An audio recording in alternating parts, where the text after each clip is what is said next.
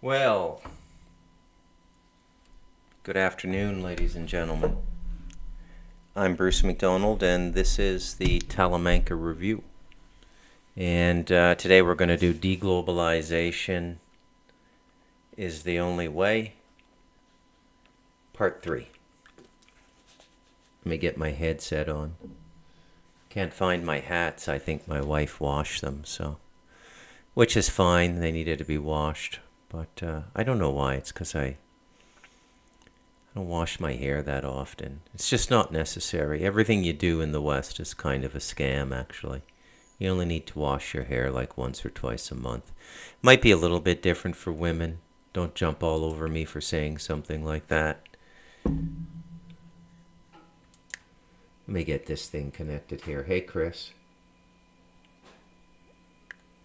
Thanks for showing up, buddy.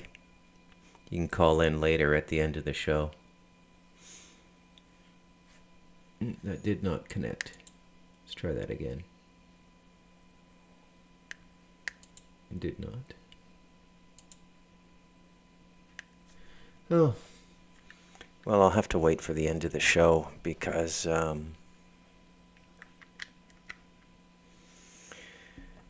I guess it needs to be charged or something. I thought I had charged that, but I guess not. All right, so today I got a lot to get done, so I'm going to get right to it, okay? Now, the first thing I want to start with is, and I'm going to read this, but I'm going to read it well, so don't worry, okay?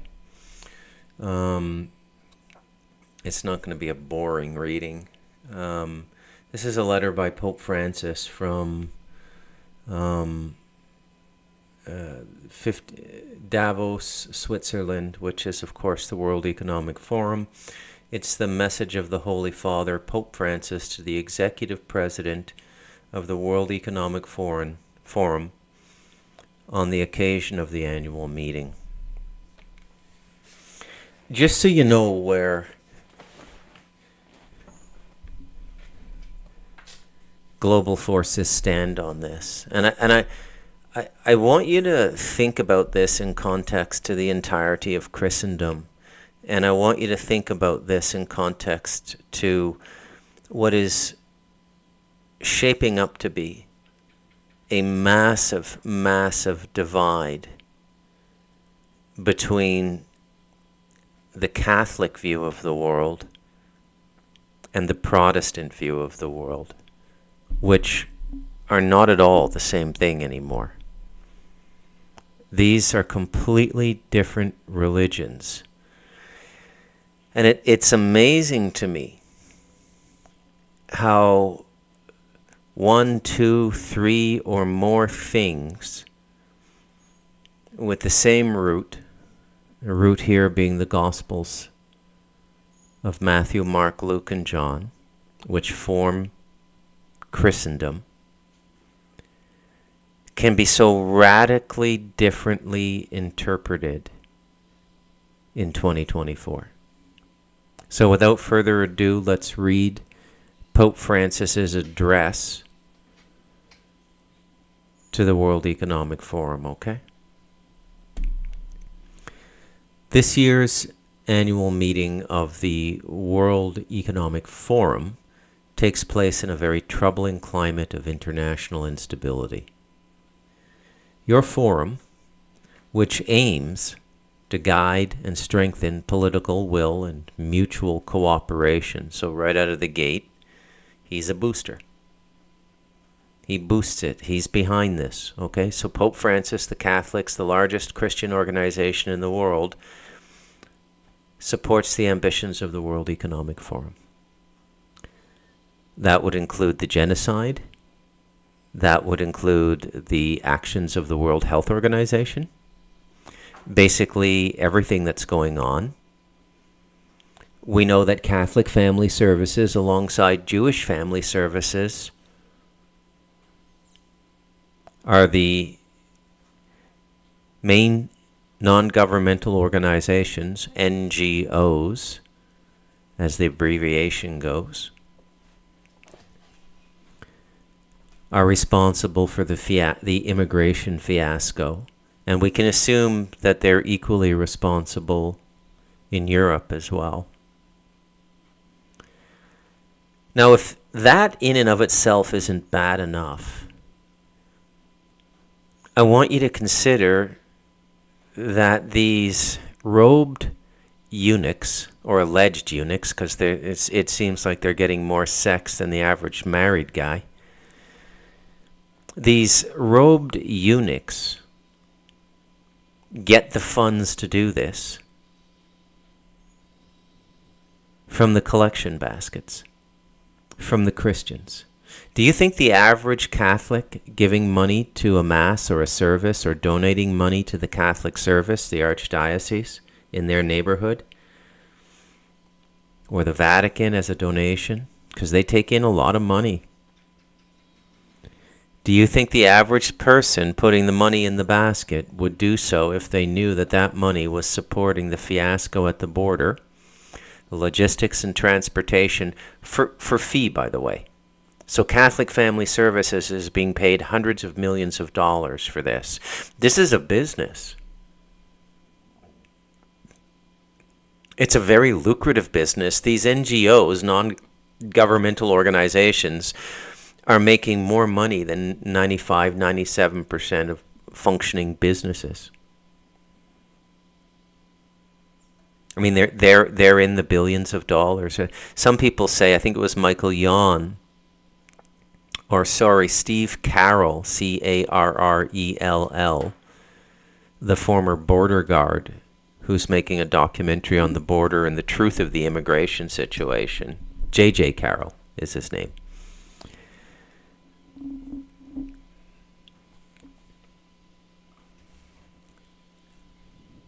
So, lost my point there. So,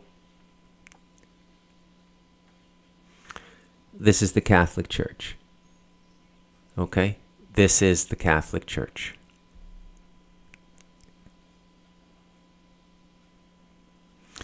It is my hope that your discussion will take into account the urgent need to advance social cohesion, fraternity, and reconciliation among groups, communities, states, in order to address the challenges before us. Sadly, as we look around, we find an increasingly lacerated world in which millions of persons, men, women, fathers, mothers, children, whose faces are for the most part unknown to us, continue to suffer, not least from the effects of prolonged conflicts and actual wars. These sufferings are exacerbated by the fact that modern wars no longer take place only on clearly defined battlefields, nor do they involve soldiers alone. In a context where it appears that the distinction between military and civil targets is no longer respected, there is no conflict that does not end up in some way indiscriminately striking the civilian population. He could be talking about either Ukraine or Israel there, but it does seem to fit Israel a little bit better. Okay? I'm not sure how high the civilian casualties are, unless you're counting Russian civilians. I think that what we've seen in Kursk recently is highly suggestive of what Zelensky's regime wants to do. They want to start fighting the war in a more guerrilla way outside of any kind of conventions of warfare. I don't think Putin has done that. I think he's fought his side of the war completely in alignment with the modern standards of warfare. He's been extremely conscious of that. We know because he talks about it all the time. And we know because of the news, there are no inordinate Ukrainian civilian casualties. We're not hearing the stories. They're not being targeted.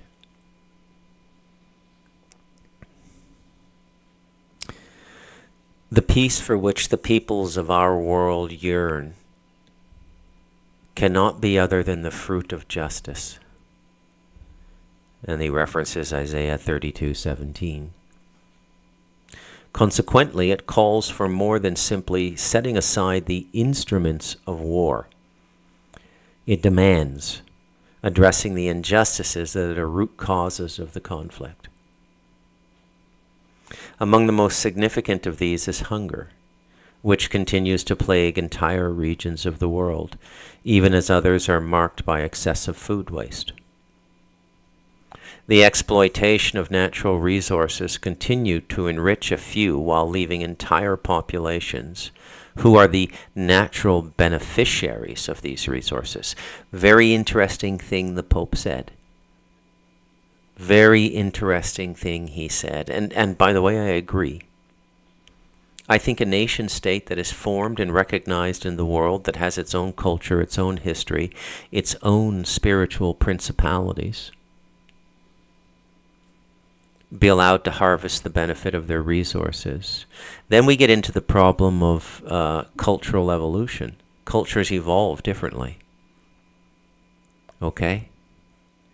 Probably the fastest evolving and the first fully evolved civilizations on the planet that continue to speak quite clearly into the modern time, as far into the early 21st century here, 2024, are the Greeks, the Persians, the Hebrews. And the reason I say this is those ancient civilizations were literate. They had book printing. After that sort of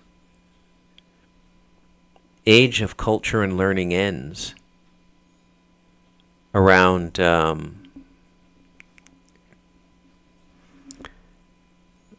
that region of the world, which is all on the same water inlet there, Dead Sea. They were very close to each other sailing, and it wasn't really open ocean, because if you look at the map, the water comes in. So you got all these civilizations that, for clearly, I think for climactic reasons, evolved a certain way. Evolution is a principle that can be contemplated. It's just not a scientific fact. But the principle of evolution is valid because the internal person, the consciousness, is constantly changing the outer reality through the mechanisms of our own consciousness.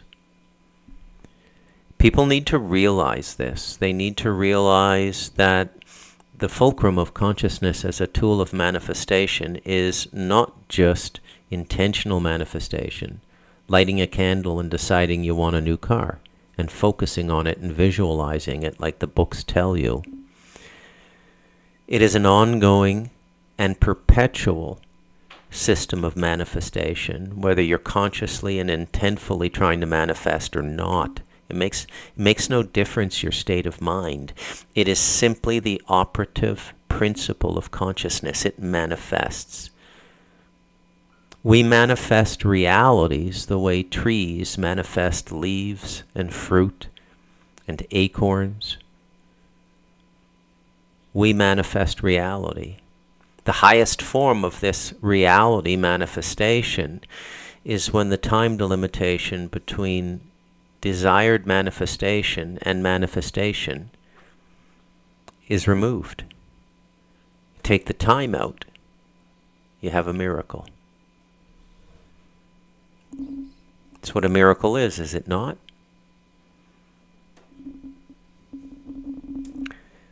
When the desire for manifestation and the manifestation are simultaneous. We're out of wine and fish and bread at this wedding. Check the baskets again. Check those water coolers, those clay water jugs again. It's wine. See what I'm getting at? Happens all the time in India. You went over there for a year, deliberately looking for somebody who could manifest in a literal and miraculous way. Your best chance of finding it's probably India. And not necessarily on an ashram.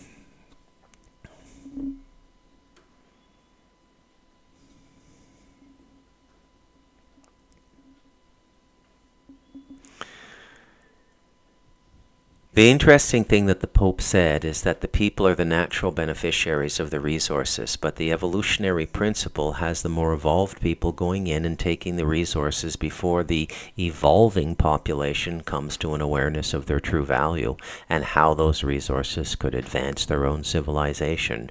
Ergo, we negotiate with them within a giant comprehension and information gap.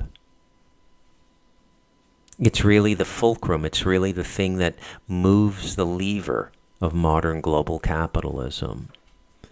And where that fails, we simply go in and we kill them, as Perkins articulates in The Economic Hitman. Right? We just go in and we kill them. That's all there is to it. So there's a mix of things being said here, and this is another thing that we all have to learn to do, is we can't get so prejudiced towards a voice or a perspective that we stop listening to them. You can't just say, oh, I'm not going to listen to anything the Vatican says, they're completely whacked. I'm not going to listen to anything that the head rabbinical circles in Chabad or the forming Sanhedrin, the Sanhedrin says, because Jews are completely corrupt. It's not like that. Nothing is absolute. It's a series of shades. Shades of gray so subtle you can't really tell the difference between them. But it's important. Very, very, very important. Okay? So what the Pope just said there flies in the face of prosperity doctrine. Prosperity doctrine is, I found it, I capitalized on it, I deserve the reward. Most people who make money today don't do anything except move paper around. Shouldn't be that way. I don't want to live in a world that doesn't allow billionaires to exist. I believe there are human beings that smart. They deserve that much money. Absolutely. Maybe not 1 billion, but 100 million for sure. If the average person is living on $60,000 US a year in the North American continent, I have no problem entertaining a civilization that allows people to make 100 million a year. But 2, 3, 4, 5, 10 billion, I think that's a bit excessive. And when you study these models, what they've done is they've just kind of found some hack or created what I call a toll booth economy, a regularly repeating economy that becomes a necessity so entrenched in the economy that it should be a national utility at a certain point. I say some stuff today that I don't normally say, but I'll say it anyways. If I were running things, if I were running the United States, I would pass an emergency law that taxed Amazon to 80% of its profits.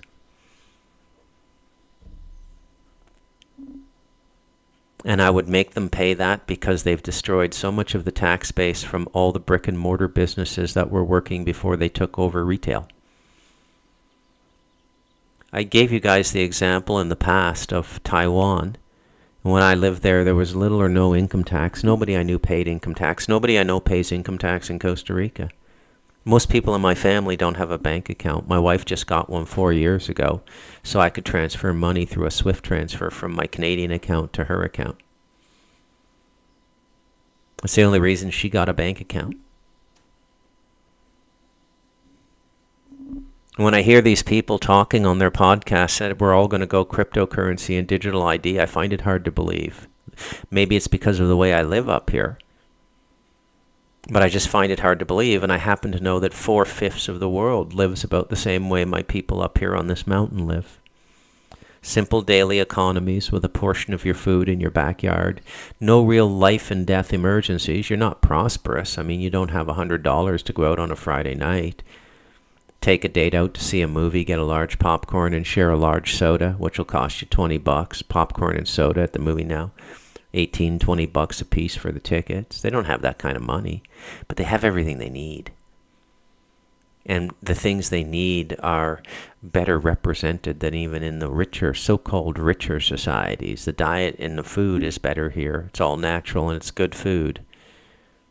There's no good food in the first world. It's all processed crap now. Who's really wealthy? Anyways, stories and stories and stories and stories. You guys are well and used to me now. I can't stay on track. It's my thing. I just go where the story takes me. So the Pope said something very, very important there, something I found very important anyways. That is, the resources are the actual property of the indigenous peoples. And any foreign entity, including a corporation, and goes in and usurps those resources at a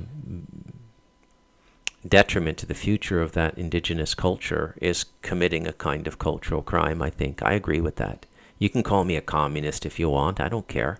But I know economics. I would consider myself almost to be an expert on economics. Without title, but just because of my upbringing, being raised in a capital city, being raised by an economist, talking about it. I just understand it. I can't explain it to you. It's genetic to me. I say all the time I get by with grade 9 math skills. Economics is not mathematical. It's not a mathematical theory, economics. Economics is the maintenance of a household. It's how you keep the circle going. Nature, as I've said before on my podcast, every economy nature creates is perfect, but nature is allowed to sacrifice things. Human beings aren't.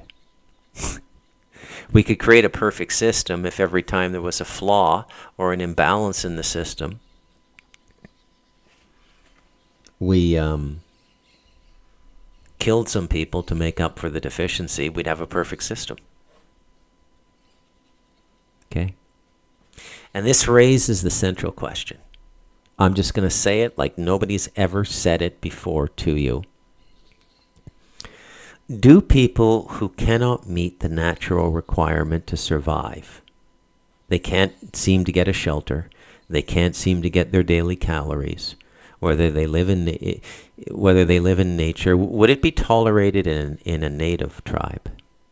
Would a native tribe tolerate half of its people deciding they didn't want to work anymore, they didn't want to go out and burn the jungle and then turn the ashen earth over to remineralize and then reseed the crops, mainly yucca, the Kabakar grow, and maize, corn?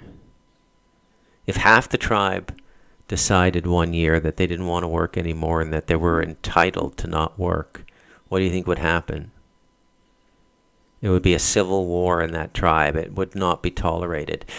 And the common sense of the reality is so well imprinted on everybody who lives there that the inclination to contradict it would not even come up in a properly functioning person. I don't think it would even come up in an improperly functioning person because it's so self-evident. To get any more self-evident, you would have to go to the autonomous nervous system. It's self-evident that we have to breathe to stay alive.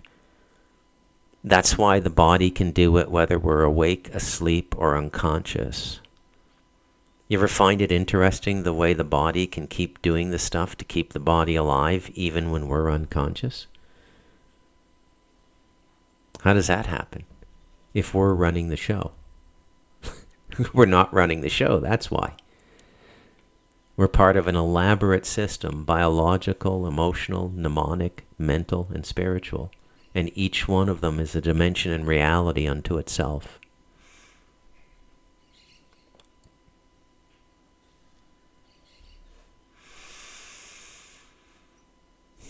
The process of globalization, which has by now clearly demonstrated the interdependence of the world's nations and peoples, thus has a fundamentally moral dimension, which must make itself felt in the economic, cultural, political, and religious discussions that aim to shape the future of the international community. In a world increasingly threatened by violence, aggression, and fragmentation, it is essential that states and businesses join in promoting far-sighted and ethically sound models of globalization. You think he's speaking to the pizzerias in Rome when he says the businesses? You think he's speaking to the tailors and haberdasheries and dressmakers? Is that what he means by business? The cafe owners? Their voice needs... No, he's talking to the stateless states. He's talking to the corporations that are so big now in terms of the finances they control and the finances that circulate through their organizational structure, that they're as big or more powerful than 95% of the countries on this planet. That's what he means when he says business. He means Disney. He means Siemens. He means Lockheed Martin. He means Booz Hamilton. He means the corollary corporations in France and Britain and Spain, because every country has these kinds of corporations. In the Commonwealth system, we generally fold them into ministries. So the Ministry of Defense in Canada does all the weapons production, and it just fields the material from the private sector. But there's a procurement process, and it's all done sort of, I'd say, more officially.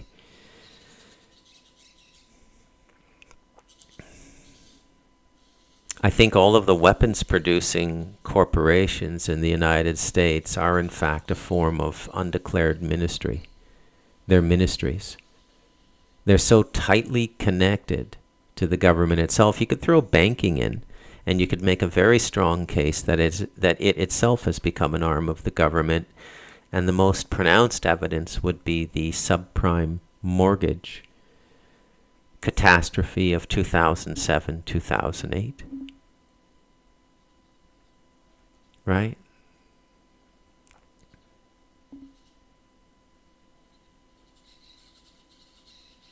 It's essential that states and businesses join in promoting far-sighted and ethically sound models of globalization, which by their very nature must entail subordinating the pursuit of power and individual gain.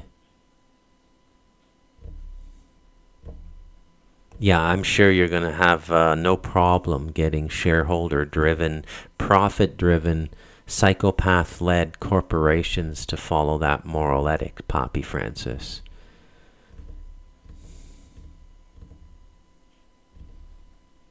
That's going to have a lot of effect. What an asinine thing to even say aloud. It's so childish and so stupid. And I don't mean childish in a good way. The way the Bible says, except ye be as little children, you shall not enter the kingdom of heaven. That's not what I mean. I mean something else. I mean that's immature thinking, and in this instance, deliberately short-sighted and immature, because he knows better. And he's speaking to ideals he doesn't live up to himself, and his institution doesn't live up to. So it's a hypocrite speaking to the hypocrites. It's the Pharisees and the Sadducees, folks. That's what we got going on here in 2024. The Pope and the Vatican has become the Pharisees of the new time. They're all speaking from the same moral center, the same God. It's the Jew God. Okay? But there's more than one God in that system at this point. And the original Jewish God is not the same God that's being worshipped in Israel now. They swapped gods, folks. They're God now.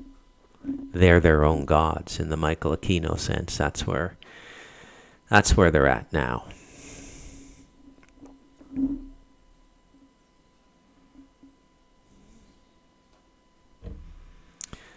Which by their very nature must entail subordinating the pursuit of power and individual gain, be it political or economic, to the common good of our human family, giving priority to the poor, the needy, and those in the most vulnerable situations. For its part, the world of business and finance now operates in even broader economic contexts, where national states have a limited capacity to govern rapid changes in international economic and financial relations. The situation requires that businesses themselves be increasingly guided not simply by the pursuit of fair profit, but also by high ethical standards, especially with regard to the less developed countries, which should not be at the mercy of abusive or usurious financial systems. That was interesting. Usurious. Usury. Pope Francis just called out usury in 2024. What the hell's going on here?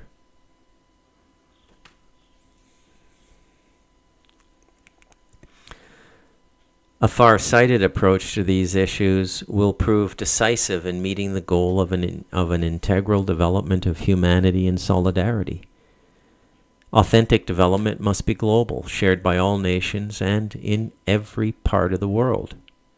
That's that equity Kamala Harris is talking about. You see the kind of force this movement has? Do you see what we're up against?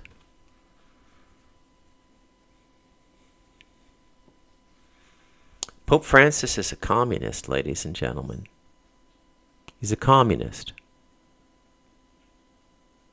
Okay? Jesuit communist. There's a lot of Jesuit communists.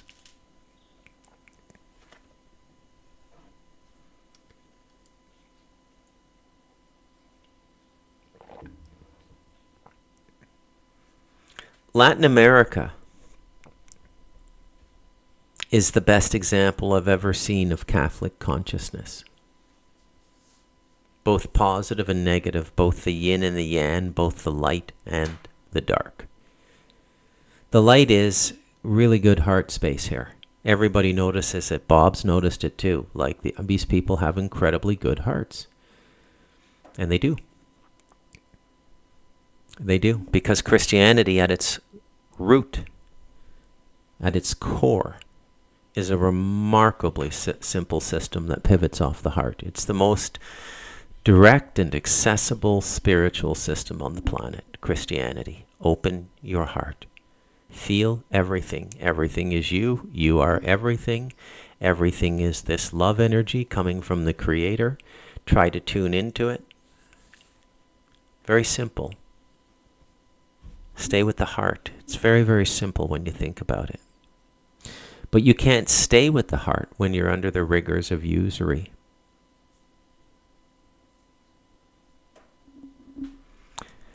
Heart-based people usually evolve in cultures that have little or no reliance on internationally accepted forms of exchange. Money. You don't really know anything about culture or society until you live in a few. I'm going to play my trump card here. I'm going to play the expat arrogant card today. I know more than you folks because I've seen more of this world and I've lived in it. Lived in 3 languages now. I've lived in English, I've lived in Mandarin, and I now live in Spanish. I've lived in 3 remarkably different parts of more than 3. And my North American experience straddles 3.5 years of living in the United States. I lived in New Jersey, I lived in New York, I lived in Michigan, Ann Arbor, Michigan, Grand Rapids, Michigan, and I lived in Buffalo. I was in Buffalo for 9/11. I was quite an experience to actually be on American soil for 9/11.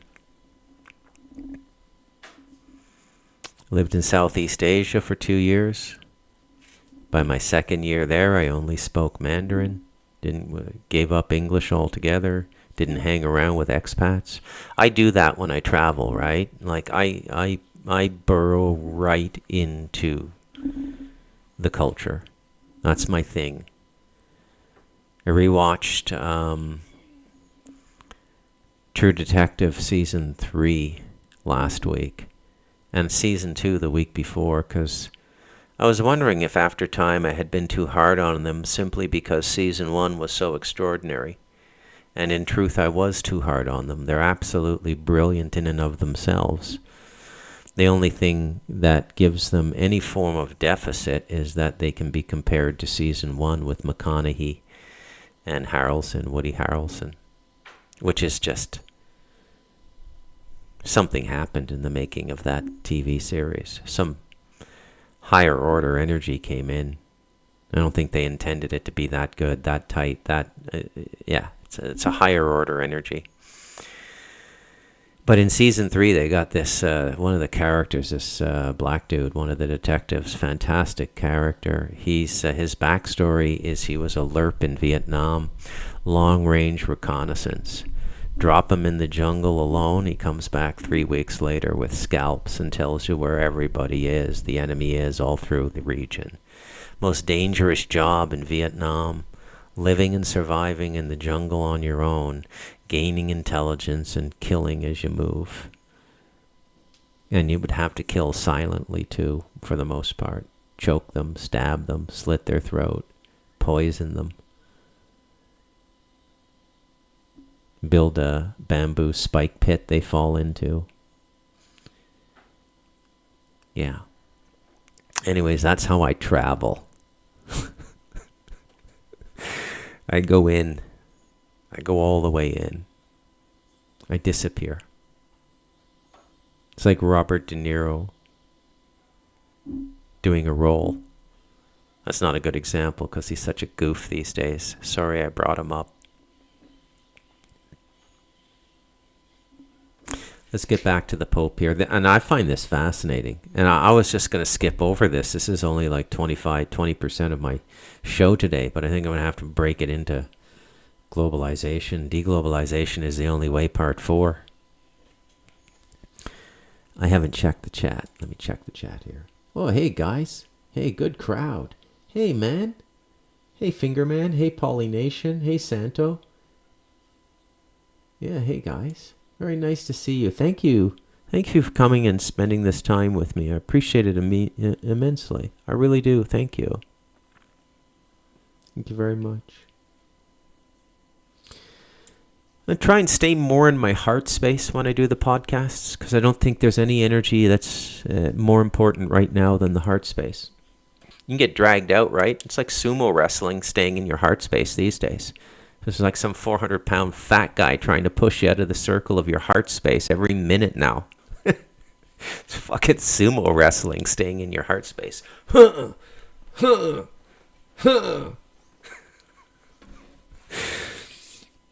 It's funny because it's true.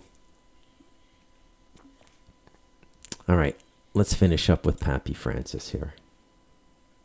Okay? Because Poppy's rocking it, man. He's rocking it. But he's a bullshit WEF guy. He's a fucking commie. Okay? Now, you know why I don't think communism or distributed wealth can work, right? Okay? For its part, the world of business and finance now operates in even broader economic contexts. Authentic development must be global, shared by all nations and in every part of the world, or it'll regress even in areas marked hitherto by constant progress. That's a threat, by the way.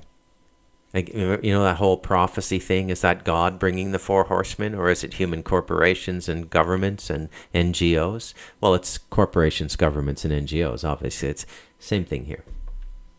Okay, that's actually a threat. If we don't take what he's saying seriously, we will stop growing too. And when he says it as a religious leader, people think, oh, he's speaking for God. And then it sort of starts to happen, and everybody says, oh my God, you remember what Pope Francis said? He said we'd be cursed if we didn't help other people more. And this is how the whole bullshit thing works, folks. It's really no more complicated than that. you know. They're acting as God, not speaking on a comprehension of the divine creator and his ways. Right? They're speaking as the force of God. Remember when I have this tagline in Talamanca Review where I say, nothing happens on this plane of existence without human agency. Who is the Pope agent? What spiritual force is the Pope agent for when he speaks this way? I'll leave you to figure it out.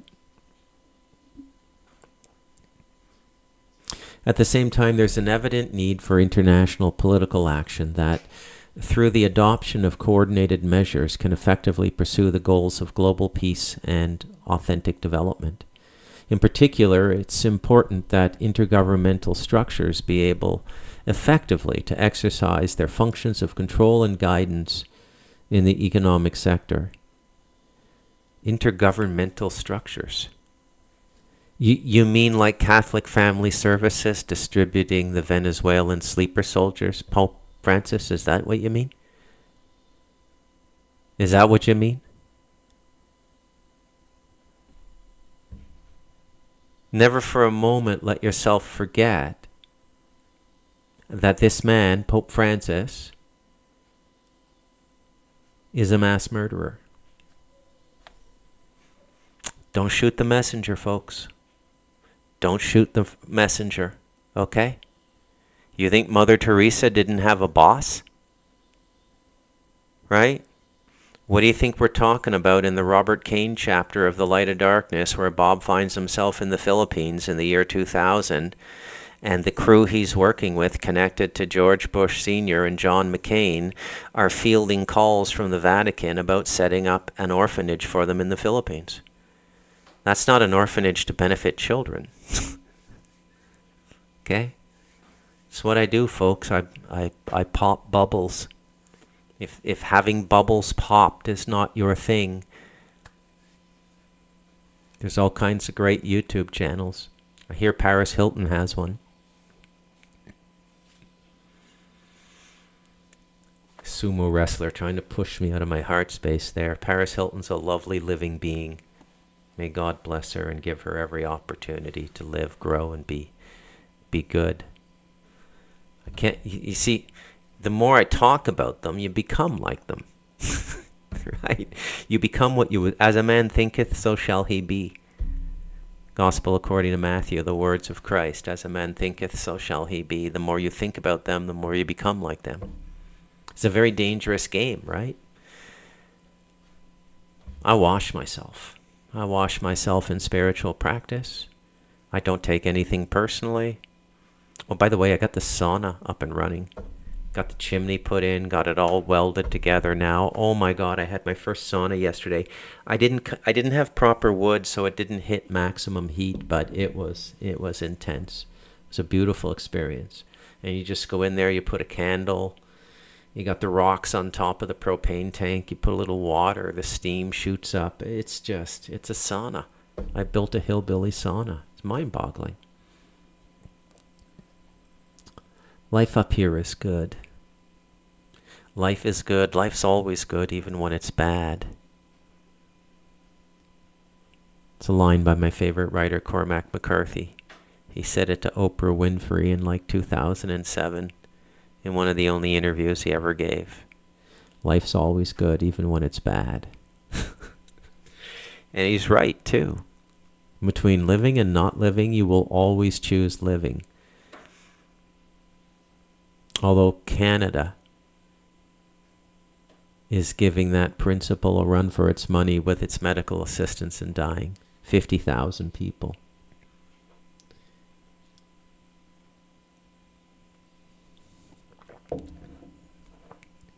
It is my hope then that the participants in this year's forum will be mindful of the moral responsibility that each of us has in the fight against poverty, the attainment of an integral development for all our brothers and sisters, and the quest for a peaceful coexistence among peoples. This is the great challenge that the present time sets before us.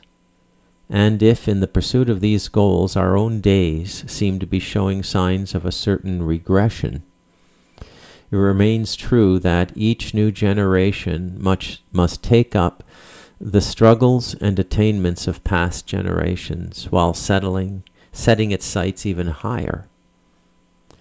Goodness, together with love, justice, and solidarity, are not achieved once and for all. They have to be realized each day. With these sentiments, I offer my prayerful good wishes for the deliberations of the forum, and upon all taking part, I willingly invoke an abundance of divine blessings.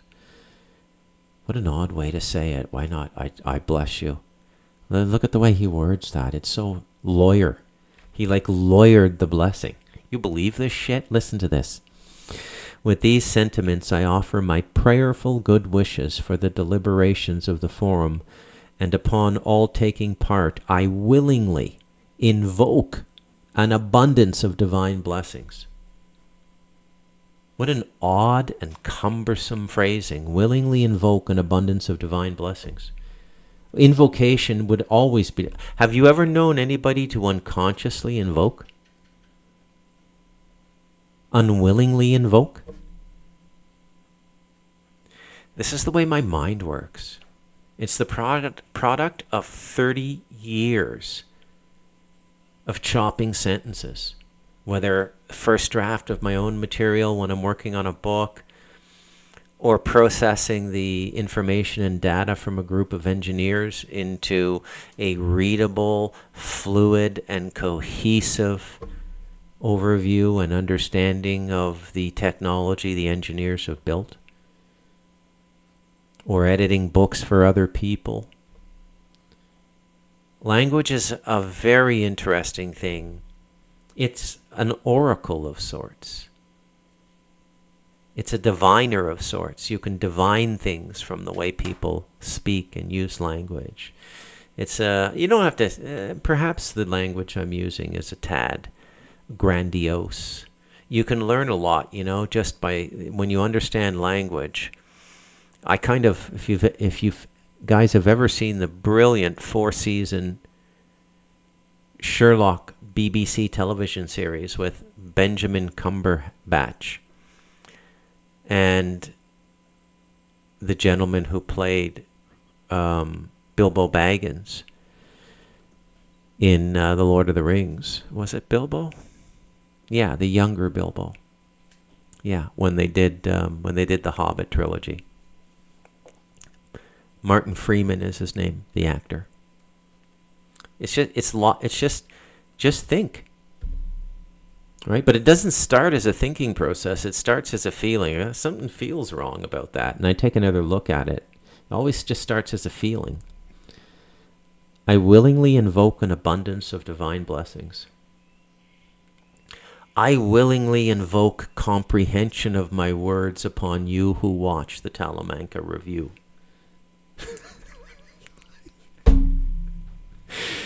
Oh my God. All right. So, I'm gonna play some stuff for you guys now. I think my headset is charged now. I really enjoyed going through that article. I'm gonna do that more. It gives me a foundation from which to do a podcast and something to pivot off of. That's really really important, for me anyways. See if we can get this thing hooked up, and then I'll play some stuff for you. I think it's going to click in now. It just needed to be charged. Yep, there we go. I'm all hooked up on the headset. Bruce McDonald with the Bluetooth headset. Yeah, that's what I'm doing. That's what I'm talking about. It's a Bluetooth headset. All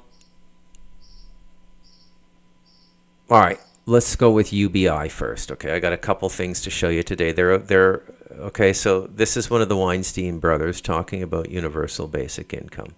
This idea of sort of economic turmoil for whatever reason. Sam Altman's other business called WorldCoin intends to distribute basically value. Let's just, to simplify it, distribute money to people in a world where there's been so much economic disruption that we've kind of lost our jobs. That's kind of how I understood it. So people are going around the world scanning their retinas on these machines that have been placed all over the world, and that's going to become the mechanism to identify you as a unique individual, as a human, so that they can send you free money, universal basic income, in a world where people are going to struggle to have jobs. Now, I don't think I've butchered that too much, but do you believe that world is going to happen where there's going to be so much disruption in the labor force that so many people are going to be unemployed that we're going to need to just basically give out money to people? I think that's going to be a short ride. You think it's going to be a short ride? Yeah, I do. What do you mean by that?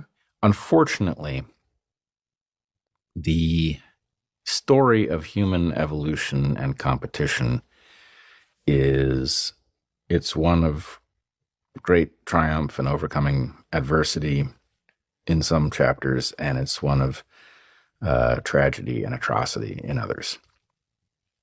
I am very concerned that the idea of useless eaters is about to make a huge comeback, and that UBI has two impacts.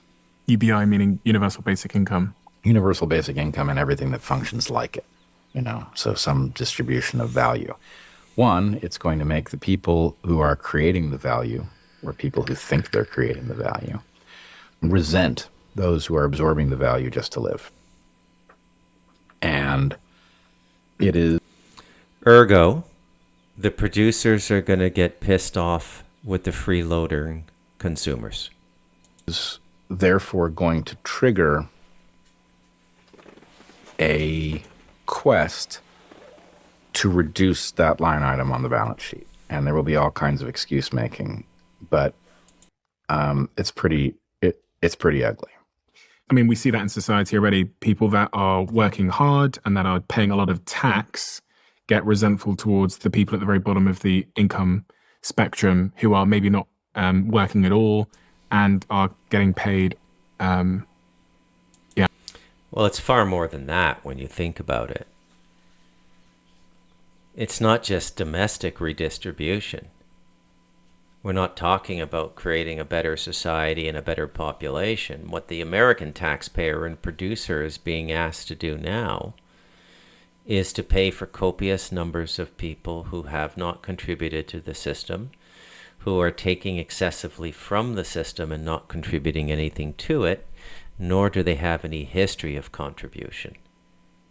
Now, I can tell you, pivoting off of the mindset I've tried to capture in people like Pope Francis and Klaus Schwab and Kamala Harris, it's starting to take form now, right? It's communism. And you may say, well, Bruce, that doesn't make any sense compared to what you wrote in The Devil in Us. You're talking about a satanic system. Now you're telling us communism is taking over. Well, remember the linchpin between the two. Communism is the political expression of Satanism because it gets to take the population's connection to the divine and the mystery of life away and makes the state itself the arbiter of life and death. Okay? And that's why it's so important. And it is openly communist, and you can see this. Jordan Peterson did a brilliant podcast with another professor, and they talked about the blatant Satanism in Marx. They referenced biographical materials and letters written by Marx's own father and mother, and they thought the guy was demonically possessed, and they're Jewish. Well, that's quite a thing for Jewish parents to say. You're not going to understand this world and what's going on in it until you can map consciousness to events, which is the spiritual art of perception. And it first comes about by understanding consciousness and how it co-creates with the reality around it. Not that hard at all. And interestingly, another factor in here is people that earn more money seem to have less kids. And that becomes a point of contention in society. Yep. So I think you're seeing the picture, and you're exactly understanding why this will turn into the usual demonization of some set of people as a pretext for getting rid of them. So that's bad. The other bad effect that will come from UBI is learned helplessness. And I think we've actually seen this. In fact, the woke revolution, I think, is a tragic. Well, now, what in the world could learned helplessness be? What have you ever stop and give that a thought? What could the expression learned helplessness mean? Well, it means to me that your autonomy as a sentient being has been stripped from you. Learned helplessness would be domesticating an animal and then putting it back into the wild where it cannot survive because it's learned helplessness. This is a very important concept to understand because it's very important for the spiritual character and maturation of human beings that the individual human being in the suite of rights be given the liberty of self-expression. Because the self-expression of peoples is going to be extremely different in direct proportion to their connection to, their understanding, and their expression of the divine reality we live in. And that doesn't just manifest in mystics or prophets or God-realized people. It also sometimes comes out in scientists like Tesla, in writers like Mark Twain, like Shakespeare. It's just truth is truth. And there's an interesting thing right there.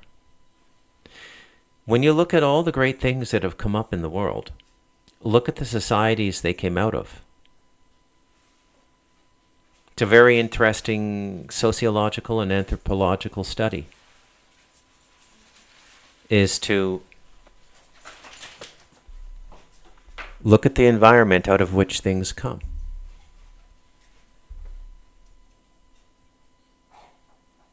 Okay? The interesting thing about Dostoevsky, the Russian novelist, is it is the last picture we have of pre-communist Russia.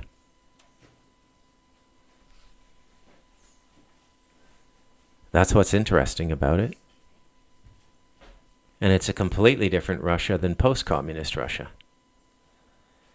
And you can see the thoughts and feelings of the people in that time. Same thing with Tolstoy. It's almost like a perfect cultural record. I would say in a lot of ways James Joyce is as well. Portrait of the Artist as a Young Man.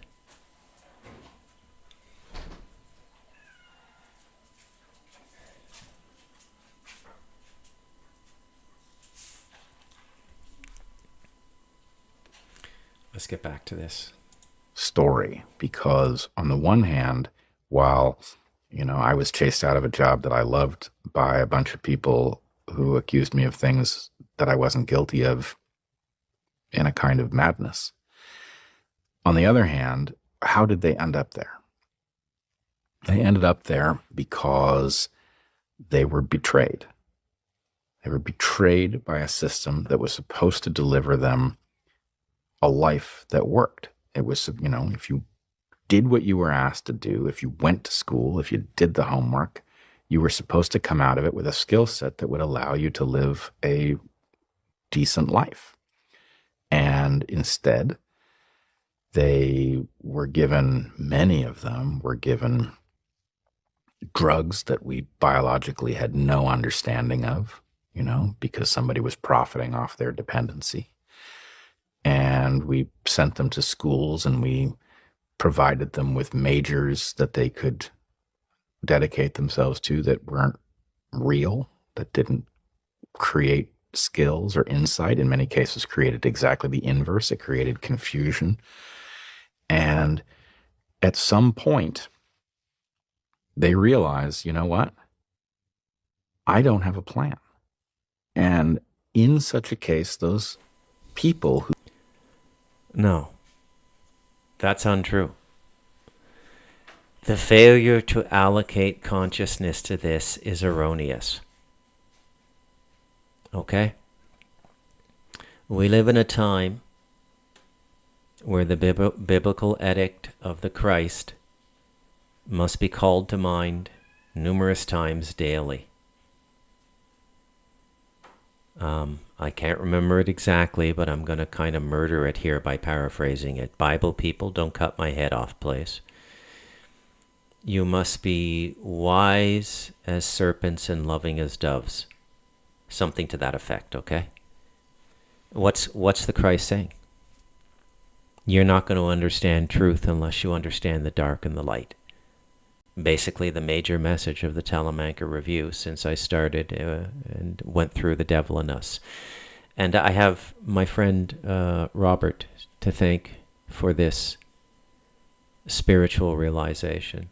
I got to give thanks for, well, John Edmonds contributed too. He was, yes, he did actually. But the journey I was put on, okay? And I feel eternally blessed for learning this. And it's a difficult lesson to learn. And it's counterintuitive, right? Counterintuitive. What does counterintuitive mean? It means it goes against the logical reflex or the entrained reflex. So when I start to do my work with a client, the first thing I tell them, I say, look, you're writing a claim for tax credits based on scientific research and experimental development. They said, yeah, we understand that. I said, you do realize that means that you have to chronicle your failures, because the failures denote experimentation, because they prove you didn't know what you were doing, but you were doing it anyways, ergo you were experimenting. And there's always this 15 seconds in these Zoom meetings with the clients where they're like deers in headlights, and they go, wow, I never would have put it together that way. And I said, well, what is experimentation but failure? Eventually you succeed. But you'd actually, under the technology grant system of all the first world countries, Europe, America, every country in the world has R&D money, right, in the tax system. So you just got to apply for it. And they all operate the same. And you don't have to succeed. You just have to prove that you did the experimentation, and the experimentation was taken under sound mind, meaning that you had a competent understanding of the field and the market you were entering into, that you weren't starting out on a tricycle or on a bicycle with training wheels. You were actually at the limit of present expression of that technology field you're working in, and you were in some way, shape, or form trying to advance it. That's it. Experimentation. So it's counterintuitive. That's what counterintuitive is. Counterintuitive is a very important thing to understand. Okay, because it's part of the ironic mirror we live in now, which is the karmic reckoning, which is the atonement for sins in the Abrahamic system. Okay?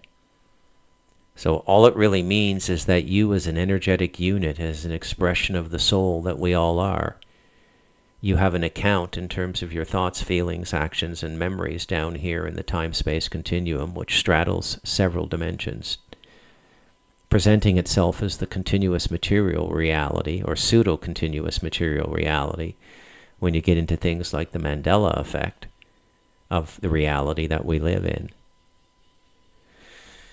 All right. But this is absolutely critical now, is that you understand the darkness. And I sometimes wonder, now this is a perfect opportunity for me to explain why I sometimes criticize people who seem otherwise beyond reproach. Many people in the podcasting space and in the truth space would step up to the plate and say these Weinstein brothers are a godsend. They are so articulate. They are insiders. They both come from the academic and scientific communities at the cutting edge. They know the politics of these communities. They're telling us what's going on from the inside, and they're telling us how they're decaying and eroding our societies. God bless them.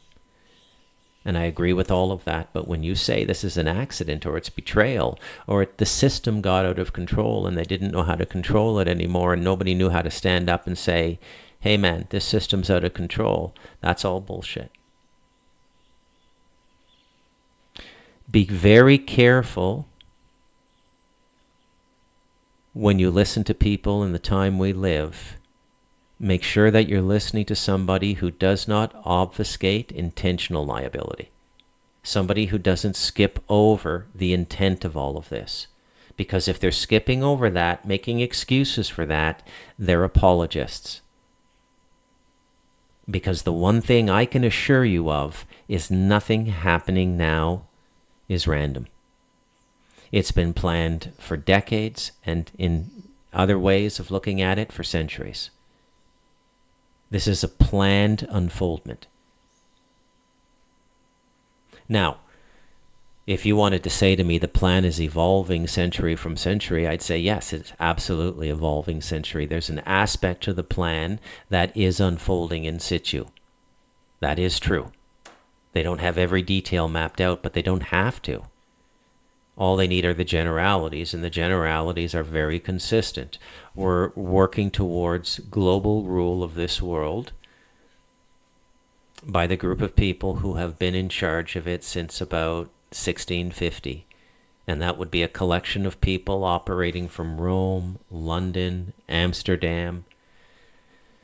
Okay? The forces, energies, and entities, both financial and military, that brought us the European colonialism. And don't bite my head off. I'm not going woke here. But truth is truth. Okay? And the people who are rallying against colonialism, you should be shoulder to shoulder with them once you've informed them what colonialism really is. That you can't say to an entire society and a race of people, we have debts to pay. My answer to that, find the descendants and the beneficiaries of the wealth created by the East India Company, fleece them, and if that's not enough, then come and see me. That's who you're looking for. East India Company, MI6, CIA. Come on, man. What are you bothering me for? And when you shake them down, get my share too. Okay? So I wanted to stop there with Mr. Weinstein here, because that's a very important point. Let's get back on it. Don't have skills that are going to allow them to live a decent life are going to look for someone to blame. And they're probably going to land on the wrong person, right? And especially if somebody is cynically willing to sell them the story that you know who you should blame, it's straight white guys or something like that, they'll listen. And I will say, I've done a lot of thinking about the game theory of human competition. And one thing has struck me in recent years, which is that there's a reason that communism continues to reemerge. It doesn't work, so why would people keep landing there? And I think it is unfortunately the natural consequence of a meritocracy that does not take care of those who lose. If you have a meritocracy where the way to have a decent life is to figure out how to provide something that people want, right? But you don't have a plan for the people who try that and it doesn't work for whatever reason, then what you will end up with is a large number of people who will correctly understand that they are on the losing end of a bargain. Those people don't have an investment in keeping that system running. They want to overturn it. And in fact, with some cause, they will look at all of the fortunes that have been created in that meritocracy and they will say, do you realize how much of that is illegitimate? Do you realize how much of that was parasitic? We want it back. And so I think communism is, game theoretically, it can't be made to work. It has a fundamental flaw at its heart, which is that it punishes those who contribute and it rewards those who don't. Such a system will inherently be unproductive. If you love the Diary of a CEO brand and you watch this channel, please. Well, that was interesting. And all true. Okay, all true. I had more, but I think I've over-planned this show, and perhaps I spent too much time on Francis. You have no friends.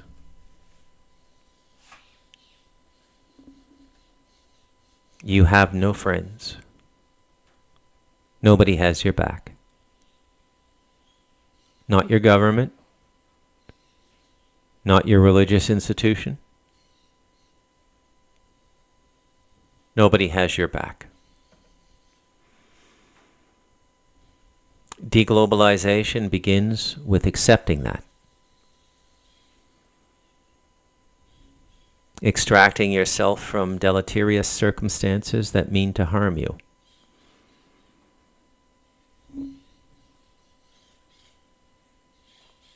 It has never been easier in the history of humankind to live a life that is somewhat autonomous. It's true you need to buy land. It's true you need to buy that land in an area that's not over-regulated.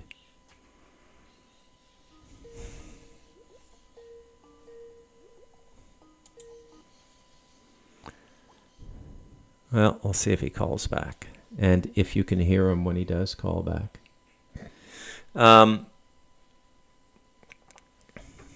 You have to do it in an area that's not over-regulated, that will not... Because remember, the death agenda is spiraling out through the regulations, right?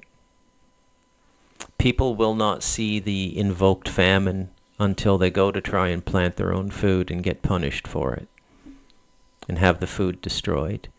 It's like that clip, that short clip I played from the Waterloo region where they, you know, the guy broke down the numbers. That's 2.5 million boxes of cornflakes. They destroyed the food 3 weeks from harvest to build, by expropriating the land to build a battery factory. This battery thing is complete nonsense, by the way. We should have been on a hydrogen engine 50 years ago.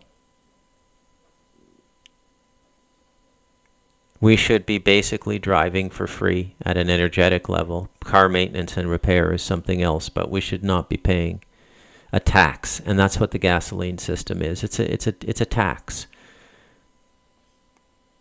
When you start to realize the totality of the deception, you will come to see that 95% of the mandatory economies in your life are de facto taxes and nothing more.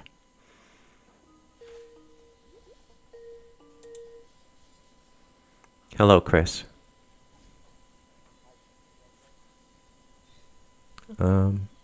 Everybody, can you hear Chris?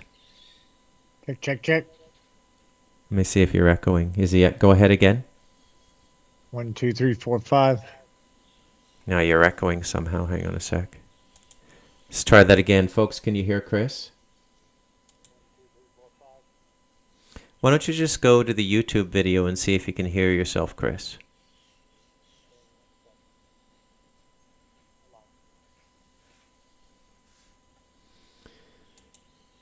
Yeah, so this is the situation we find ourselves in.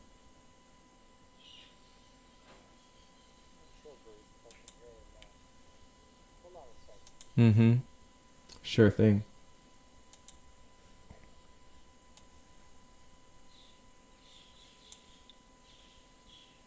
Yes, I think they can hear you. Somebody has said, Tim Tech is saying yes. You know, I don't know why, not now they're saying. Okay, holy cow. Let's try that again, Chris. Go ahead. I'm on your Skype channel right now. Mm-hmm. Anything? Okay, hold on. You know what I gotta do? I gotta bring you in as,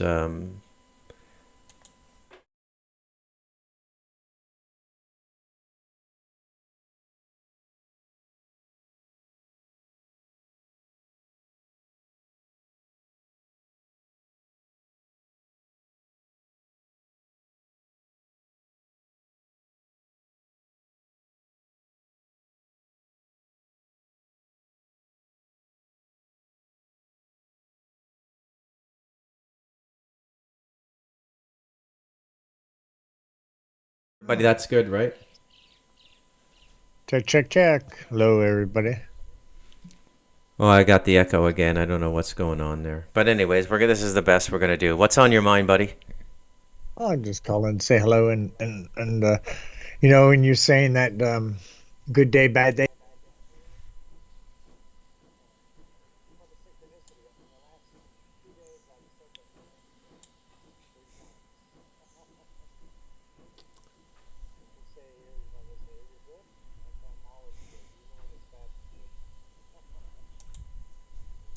There you go. Let me see some.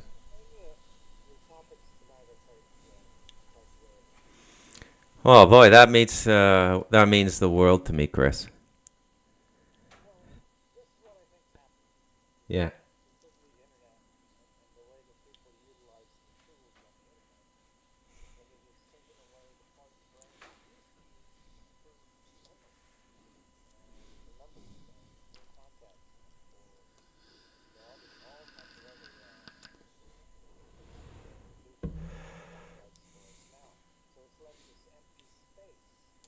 Mhm.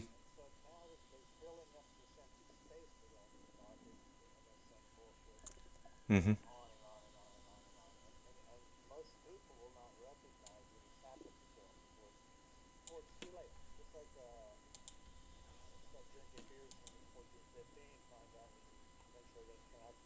Sound aside, they're not here. They're not hearing you. I literally do not know what's going on here. I have no idea, man. Hang on a sec. Let's try that again. I'll do one Uh, more thing. You turn that off, and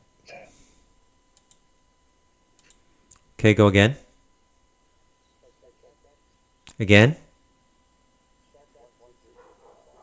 No, I got an echo. Holy cow, man. I do not know what's going on here. I don't think it's going to change anything. Sorry about that, folks. Okay. I got to get my gear worked out here. This is like embarrassing. Bloody embarrassing is what it is.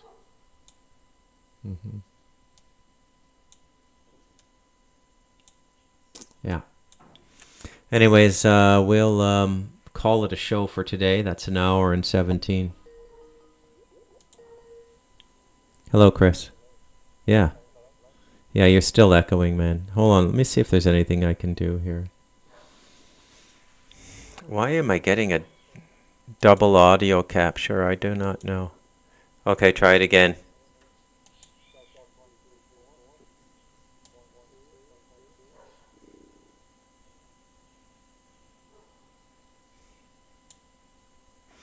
Oh, hold on a sec.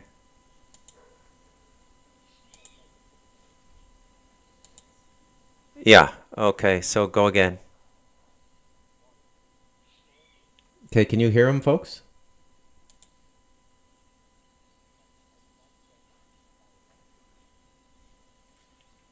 No, Chris. Okay, buddy, I gotta let you go. I'll try to get this figured out, okay? Thanks for calling. All right, sorry about that, folks. Okay, so we're going to call it a show for today. I'm Bruce McDonald, and this has been the Talamanca Review. And I think there'll be another part, deglobalization part 4. Well, let me wind up because I got a bit more, okay? Because I want to start summing up a bit better.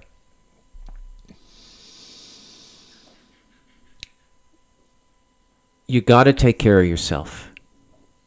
And I know if you're making money now and you're in the system, and it benefits you to be in the system now, radically increase your savings and convert your savings to something other than fiat, something other than your national currency, whether it be the Australian, Canadian, or US dollar or the British pound. Start saving money like crazy and start thinking of your experience as something like living on that life raft in the Life of Pi novel. Okay?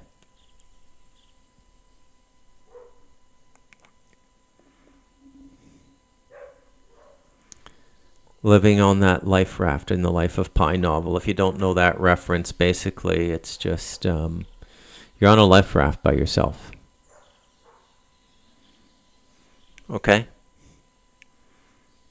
And there's no external force that's going to come in and help you or save you.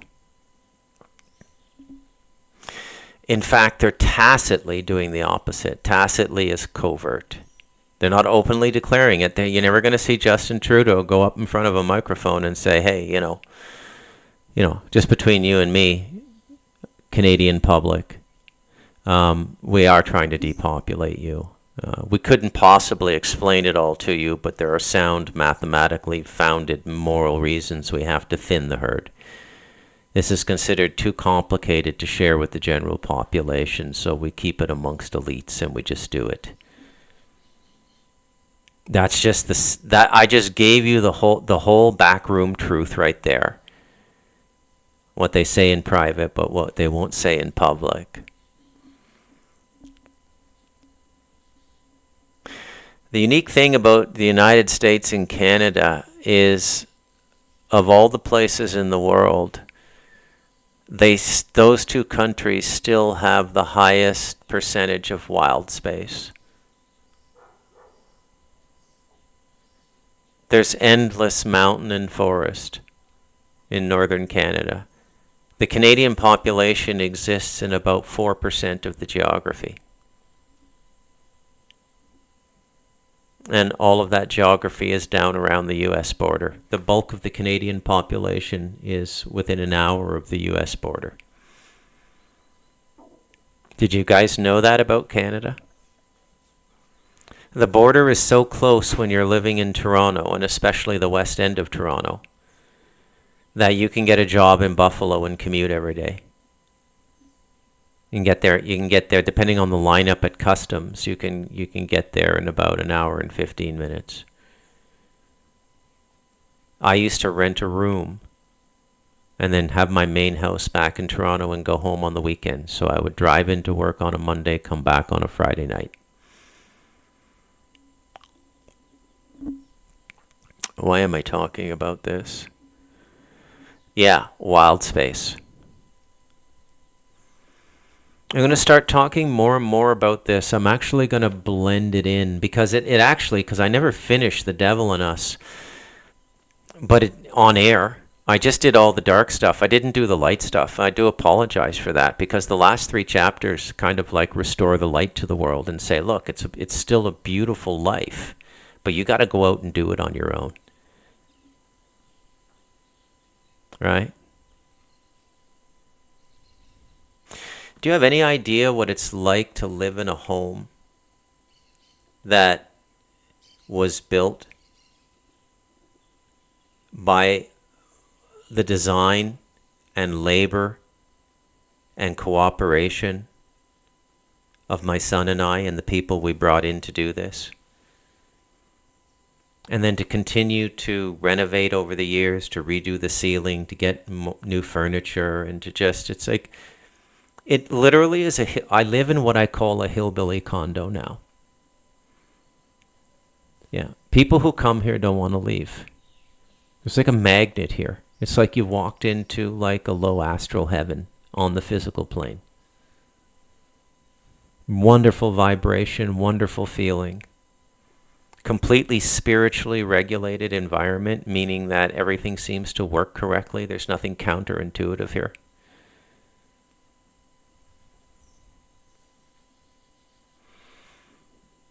In a world falling apart, I'm contemplating a business, a tourism business. I mean, that in and of itself is bloody ridiculous. You know? Bloody ridiculous. Mind-boggling. But there's always hope. Yeah.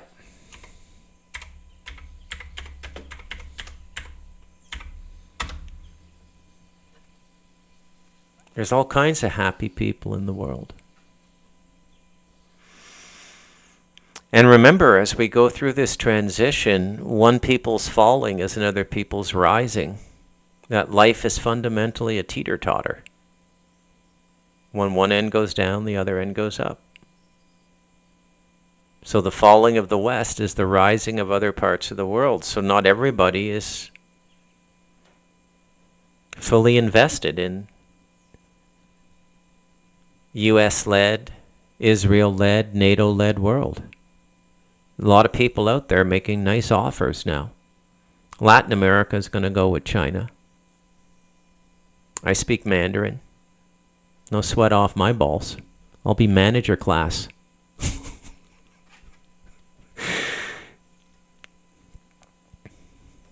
Chinese spend money on tourism.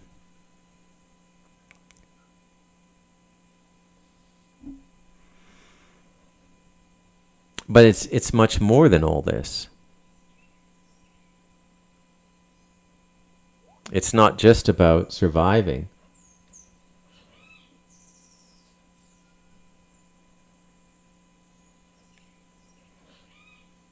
Surviving's easy. Any psychopath can do that. Living is the hard part. But the system you're living in now is making you more psychotic, pushing you towards psychotic realities. And that's what they're doing. They're trying to make you realize that everything you witnessed in other parts of the world in the 80s, 90s, 2000s, it may have looked.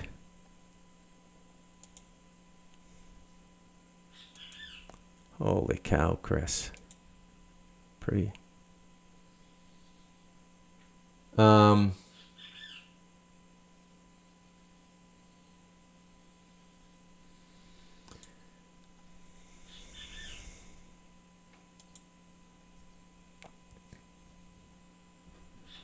You got to do it on your own, man.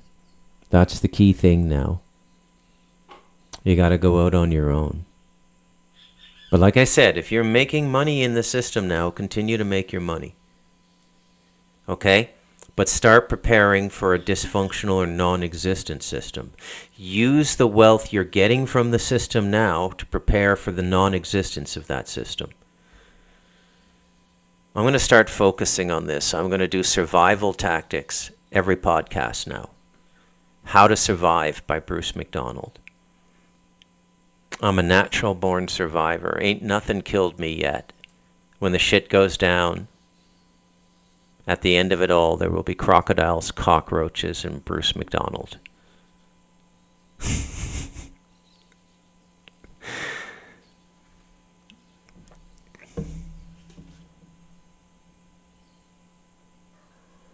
Food sourcing is incredibly important. You got to get on the food sourcing now. I have all my food sourced on this mountain.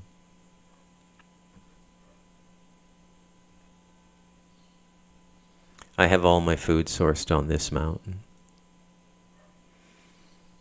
For about 20% of retail cost at a grocery store in this country. I could just live off of the food on this mountain. It would be a slightly restrictive diet.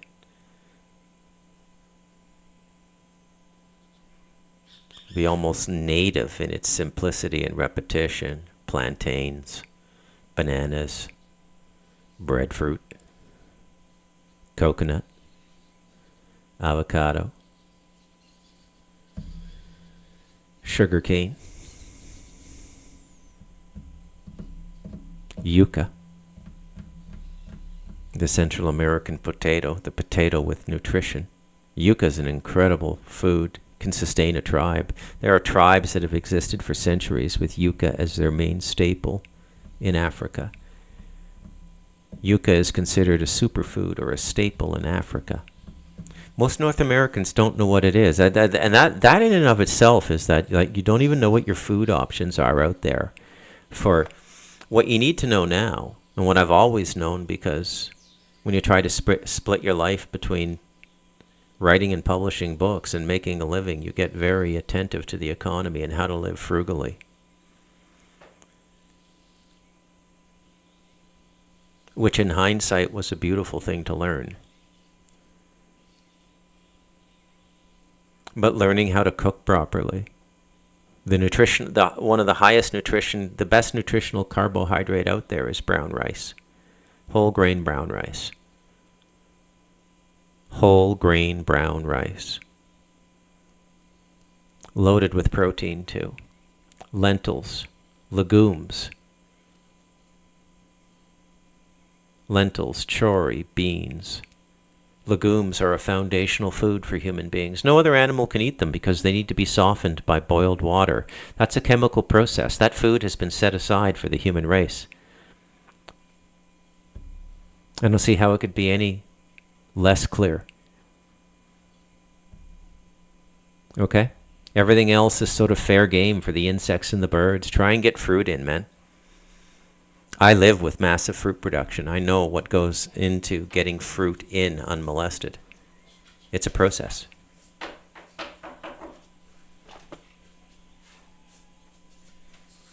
It's a massive process. All right, I'm going to wind it up for today. I'm Bruce McDonald, and this has been the Talamanca Review. Deglobalization is the